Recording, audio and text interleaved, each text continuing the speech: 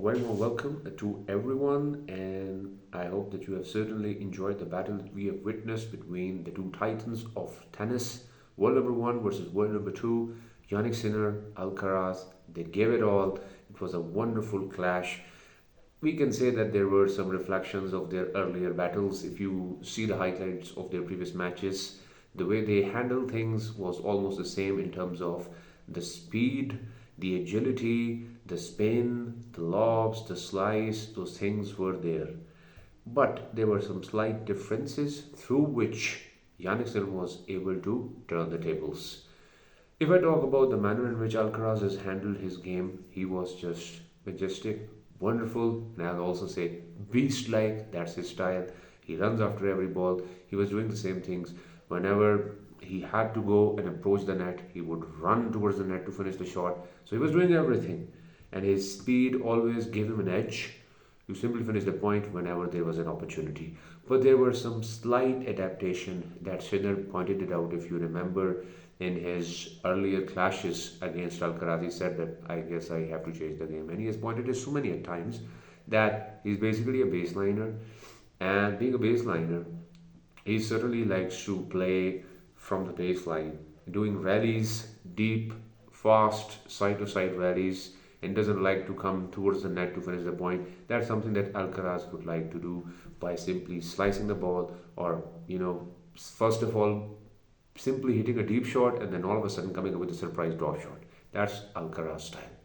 But what I have witnessed yesterday was very interesting because on one hand, yeah, Alcaraz almost it felt like as Alcaraz is going to win the first set, but the manner in which Sinner came back and took the first set to a tiebreak clearly indicated the fact that he is playing with a new strategy that was a bit surprising for Alcaraz also. Now, what was the strategy? It was also evident in the second set, but the basic thing was that he wasn't playing like a baseliner anymore. Of course, when you start the game, you have to start the rally from the baseline, but there were moments within which he would push Alcaraz to corners, and then all of a sudden you would notice that he would slice the ball, which was not just a slice, it was like a drop shot, cross-court drop shot, which would make Alcaraz come towards the net, but that was not the end of the story. Earlier, if you look at the previous highlights of the previous matches, Sinner would simply test the volley skills of Alcaraz, within which he would simply, hit with all his power, forehands and backhands toward Mr. Alcaraz, who is simply standing to wait for his shots to return them back in the form of a volley, forehand volley as well as backhand volley. And he was able to do it quite well. But now, this time, Sinner realized that if I will simply hit him with a hard ball, he's going to return it back. He'll act like a ball and he's a very good ball. So he came up with a new strategy of lobbing the ball over Alcaraz, which was quite surprising because he hasn't done it that way. And Alcaraz also realized the fact that he is not only just lobbing the ball, he is lobbing it with quite nice precision, as a result of which the ball is falling very close to the baseline.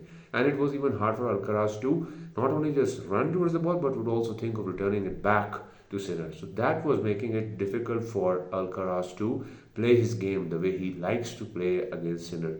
He likes to come up with a variety, but the problem was that on the other side of the court, he was also facing a lot of variety.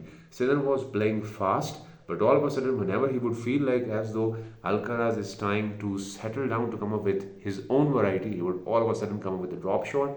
And when Alcaraz would simply approach the net, he would lob the ball. So he wasn't giving Alcaraz even a single chance to get himself stable and start playing his own game. That gave Sinner the edge of taking and winning the World Tour final.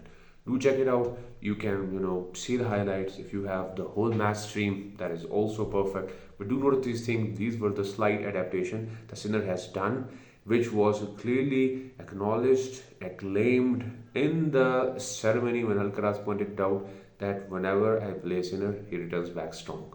And he is back quite strong, and he'll try to get stronger also, but this time Alcaraz would be aware also. So my suspense or my interest would be now on Alcaraz, the way he and his team is going to come up with a new strategy to face this new Sinner. Because the thing that Patrick has also pointed out in one of his video, I was listening to one of his interview, but he was saying that things are changing in terms of these two players. On one hand, all the next gen players, all the top ATP players, Do notice that Sinner is the guy that is only taken down by Alcaraz. Whereas if we talk about Alcaraz, many of the ATP players have knocked him out, which have made all these players even more confident that among these two players, Alcaraz is the one who can be knocked down. But when we talk about Sinner, Mr. Invincible, who can only be taken down by one person, the Spanish bull of the 21st century, and I would say the latest next gen 21st century, because Nadal has also done a lot in terms of facing Federer. But right now, Alcaraz is the only guy who is able to knock down Sinner. Very few people were able to, defeat him in this season, except for his injuries. He is Mr. Invincible. He is turning out to be quite a good player, and I see him winning many of the more Grand Slams of the upcoming year, 2026, and many more years to come. So that is all I want to say. This is my review. If anyone disagrees, most welcome to comment on it. If you have a difference of opinion, most welcome to share it. And if you like it, of course, you can point it out as well. So that is all from my side. Thank you.